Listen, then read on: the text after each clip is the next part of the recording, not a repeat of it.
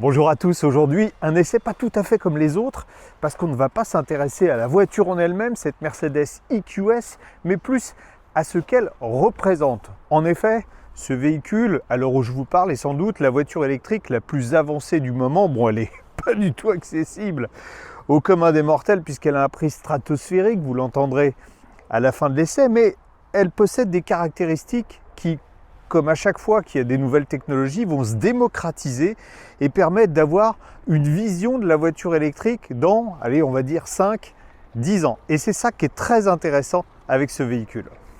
Ce qui est d'abord hors norme avec l'EQS, ce sont les dimensions de la voiture. Elle mesure 5,22 m de long, c'est 4 cm de plus qu'une classe S qui est déjà un véhicule particulièrement grand. Ce qu'on remarque aussi en examinant son profil, c'est qu'elle a une ligne très fluide. Vous voyez, la calandre avant est presque totalement fermée.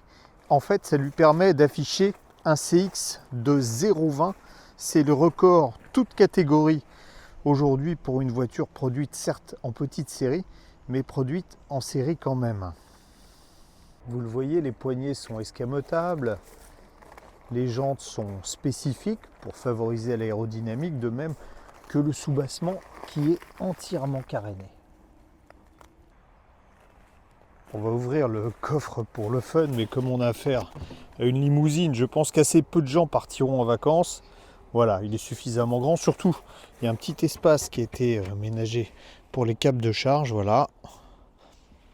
C'est beau, c'est propre.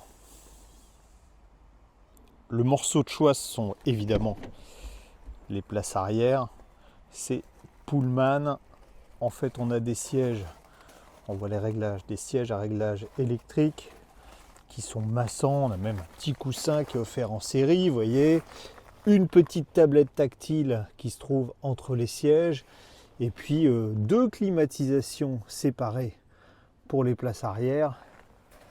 On se dit qu'on est en première classe. Et c'est le cas. Je ne vais pas vous ouvrir le capot, c'est impossible. Et même votre concessionnaire Mercedes n'a pas le droit de le faire. De toute façon, vous ne verrez rien. Il n'y a pas de moteur à l'avant. Sur cette version 450+, on a un unique moteur à l'arrière, 333 chevaux. C'est donc une propulsion. C'est une plateforme qui est dédiée aux véhicules électriques et qui, en son centre, possède une très grosse batterie, ici 107,8 kWh, ce qui autorise, d'après Mercedes en cycle WLTP, 780 km d'autonomie. Vous avez bien entendu, 780 km d'autonomie. Je ne vais pas vous faire l'article sur la qualité des matériaux. C'est vraiment du très grand luxe. Ce qu'on fait de mieux aujourd'hui, sans doute, en matière d'automobile, équivalent de la classe S d'ailleurs.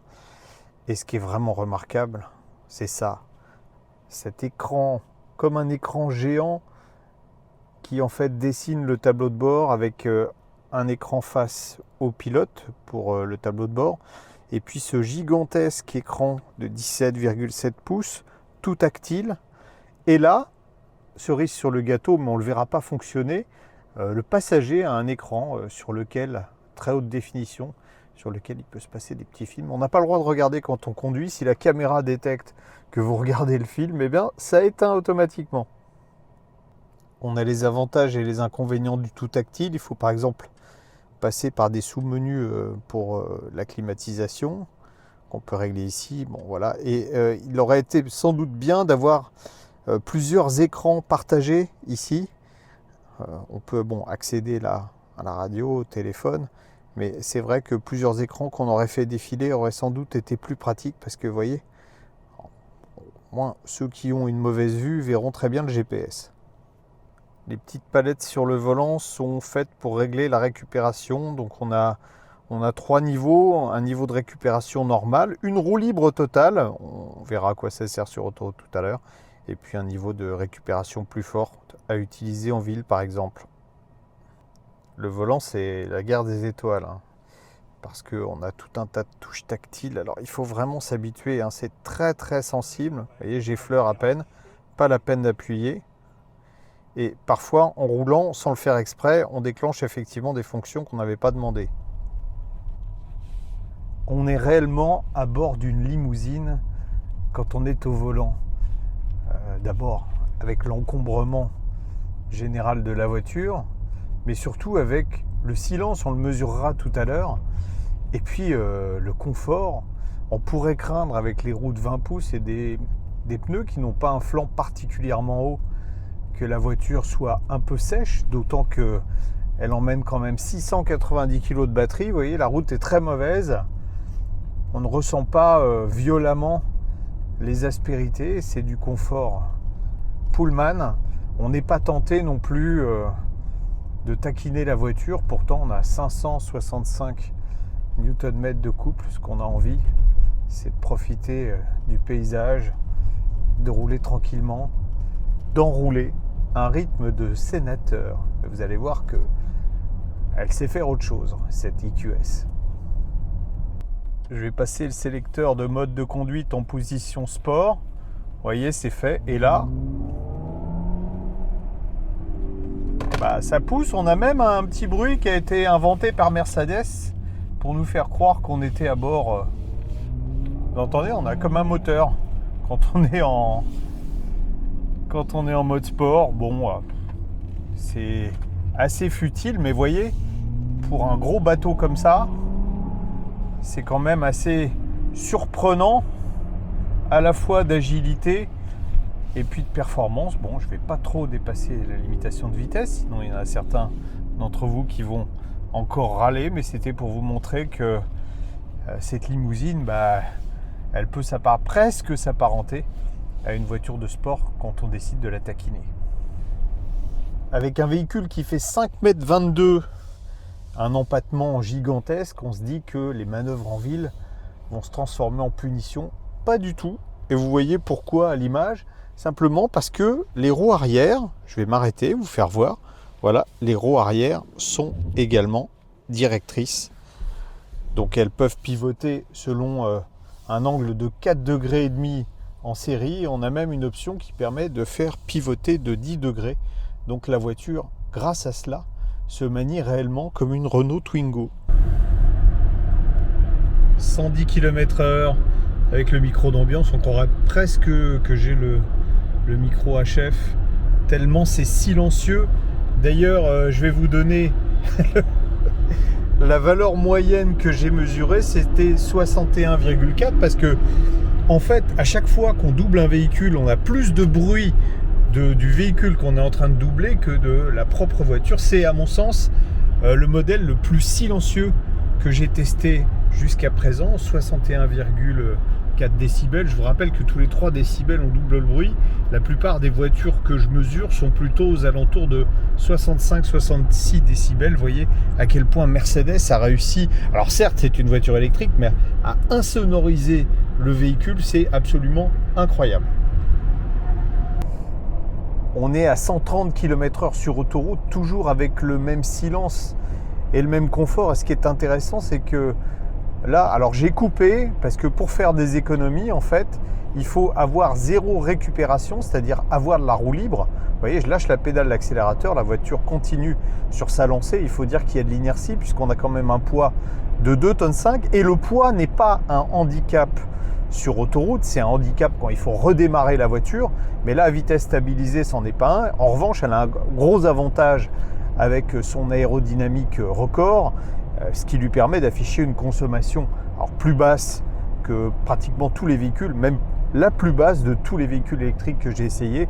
On est à 21,1 kWh au 100 km à 130 km/h. Je vous dis en vitesse stabilisée, j'essaye de ne pas trop changer d'allure. Comme je vous l'ai dit, j'ai mis aucune récupération d'énergie.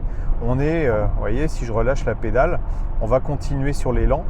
Et ça, c'est remarquable. Donc ça sera le véhicule qui fait le plus de kilomètres sur autoroute. Quelque chose d'assez parlant. Tiens, tenez, déjà, on est en pilotage automatique à 130 km/h sur l'autoroute.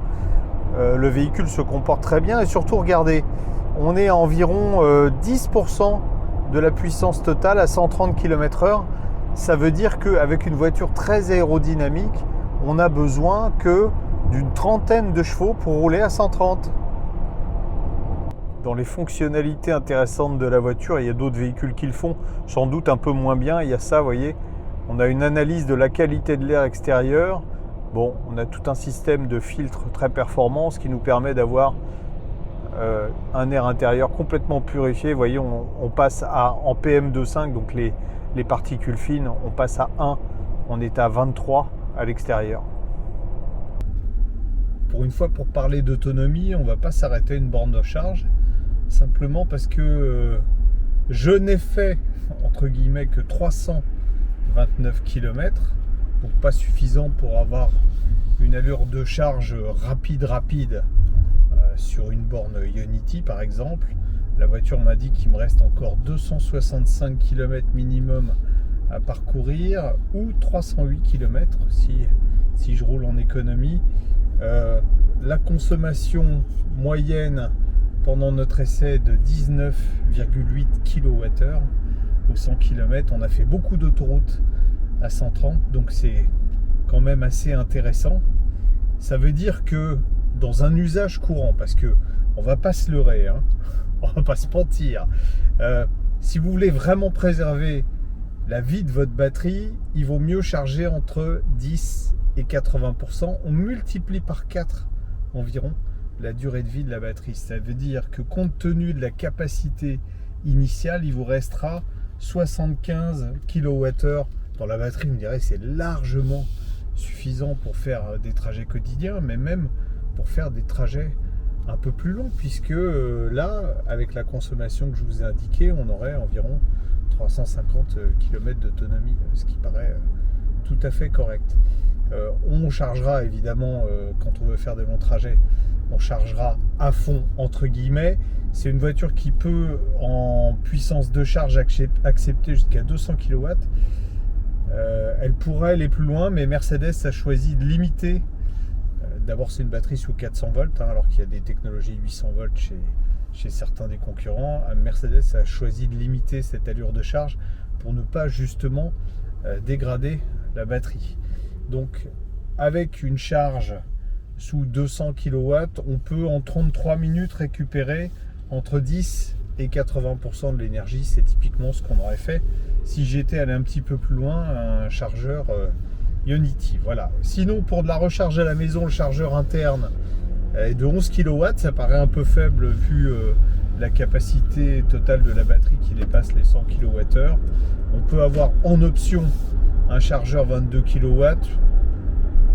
On va dire que vu le prix de la voiture, puisque sur ce modèle-là, avec les options dépassent les 150 000 €, on peut dépenser un peu plus pour avoir un chargeur 22 kW.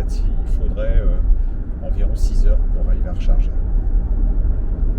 Verdict de l'essai de cette Mercedes EQS. En fait, bon, il n'y a pas réellement de verdict. Si, c'est une voiture super, mais de toute façon, ce modèle qui est vendu 136 000 € et même 158 000 € avec les options qui sont dans la voiture ne sera pas à la portée de, je dirais, 99, si ce n'est 100% de ceux qui regarderont la vidéo. Ce qui nous intéresse, c'est surtout les leçons qu'on peut tirer de cet essai. Cette voiture, si on roule gentiment, peut avoir jusqu'à 600 km d'autonomie. Souvenez-vous, les premières voitures électriques, quand je dis pas les premières, hein, pas celles du début du XXe siècle, mais il y a 10 ans, quand on a relancé les programmes électriques chez les constructeurs, on avait au mieux 150 km d'autonomie, on est passé à 600. On a des vitesses de charge aujourd'hui, là on est à 200 kW tout en préservant la durée de vie de la batterie, qui vont encore pouvoir progresser, et ça progresse très vite. Ça veut dire que demain, on ne pourra pas faire un plein aussi vite qu'avec une voiture thermique, mais on va s'en rapprocher. Autre élément quand même important avec cette EQS, c'est l'aérodynamique. Mercedes a beaucoup travaillé, on est à 0,20 de CX, et on sait que quand on est à grande vitesse, ce qui pêche pour les véhicules électriques d'ailleurs, hein, parce que sur l'autoroute, alors c'est pas qu'elle surconsomme, elle consomme encore beaucoup moins d'énergie qu'un véhicule thermique équivalent, mais par rapport à ce qu'elle consomme en ville ou sur route où elles font de la récupération d'énergie en décélération, sur autoroute à vitesse constante, évidemment les consommations s'envolent. Ça permet d'économiser quand même pas mal, parce que là vous l'avez vu, hein, la consommation en fait de cette voiture, qui est une grosse auto, est inférieure à celle d'une Renault Zoé à la même vitesse. Ça veut dire que on voit là ce que pourrait être la voiture électrique de demain, ce que pourrait être la voiture tout court de demain, puisque on veut nous faire abandonner la voiture thermique. Bon, je vous le dis comme je le pense, moi je trouve que c'est une imbécilité, mais on n'est pas une imbécilité près dans notre pays finalement.